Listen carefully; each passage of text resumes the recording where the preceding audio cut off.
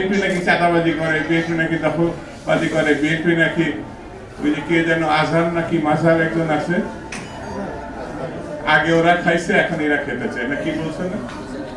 একদল খাইছে আরেকদল খাওয়ার জন্য রেডি হয়ে আছে। আমরা এরকম চাই না ভাইরে। রাজনীতি করবেন স্বনামে আসে, আড়াই লাখ লাগে রাজনীতি করেন। ভিডিওটা শেয়ার করেন, অত্যন্ত গুরুত্বপূর্ণ।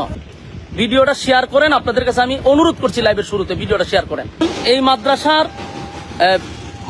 মাটির প্রয়োজন, আজকে আমরা অনেকদিন ধরে মাটির প্রয়োজন। আমি আমার সামনে মাহফিল আসতেছে, মাটি পালাবো, এই জন্য আমি গতকালকে একজন আমারে মাদ্রাসার জন্য মাটি দিছে।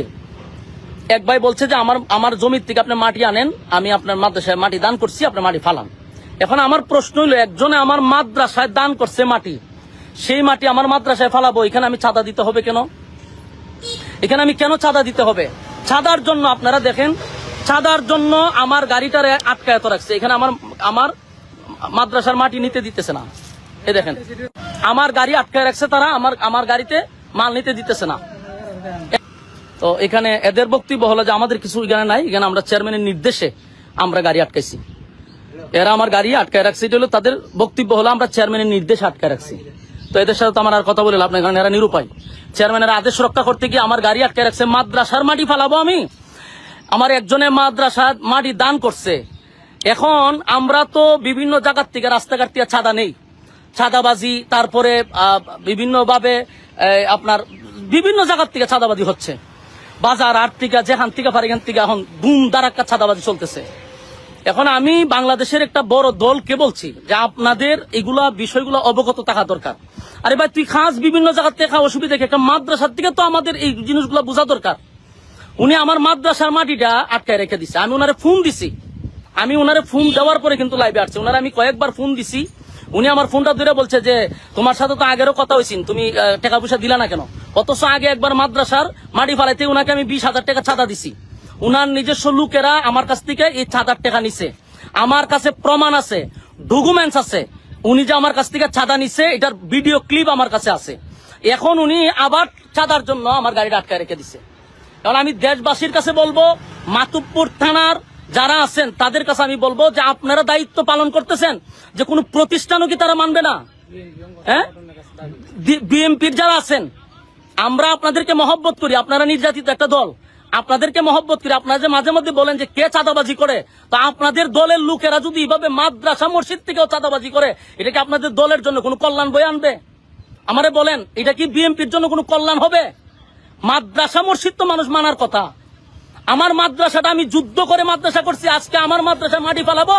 এখানকার চেয়ারম্যানে তার গুন্ডা বাহিনী দিয়ে আমার মাদ্রাসার মাটি আটকে দিব কেন? আমি বারবার অনুরোধ করছি আমার মাদ্রাসা এটা ছেড়ে দেন। এরপর এরা বলতেছে এটা চেয়ারম্যানের নির্দেশ, মাটি ছাড়া হবে না। 2টা গাড়ি আমার সকাল থেকে আটকে রাখছে, আমি আমাদেরকে বেতন দিতে হবে না? 2 গাড়ি আমার আটকে রেখে দিছে, কোনো কথা তারা শুনতে রাজি না। টাকা দিব, তারপরে তারা মাটি ছাড়বে।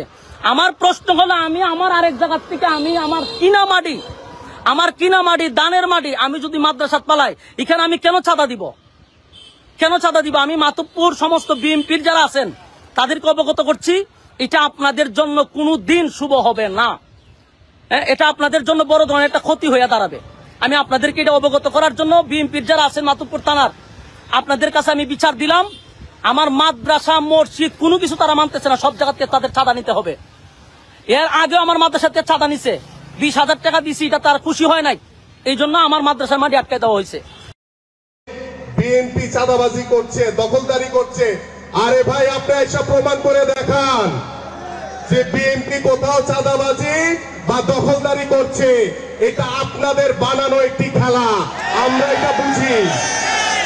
আমি দৃঢ়ভাবে বলতে চাই, বিএনপির ভারপ্রাপ্ত চেয়ারম্যান জনাব তারেক রহমানের নেতৃত্বে বাংলাদেশে কোন বিএনপির কোন নেতা কোন চাঁদাবাজি দখলদারি লুটতরাজ করার কোন সুযোগ নাই। আপনার আলেম ওলামা সহ্য হয় না, আপনার কাদিয়ানীদেরকে সহ্য হয়, এটাই প্রমাণ করে আপনি কাদিয়ানীদের দালাল। ইসলামের প্রচার আর প্রসারকে নাম দিয়েছে মোল্লাতন্ত্র।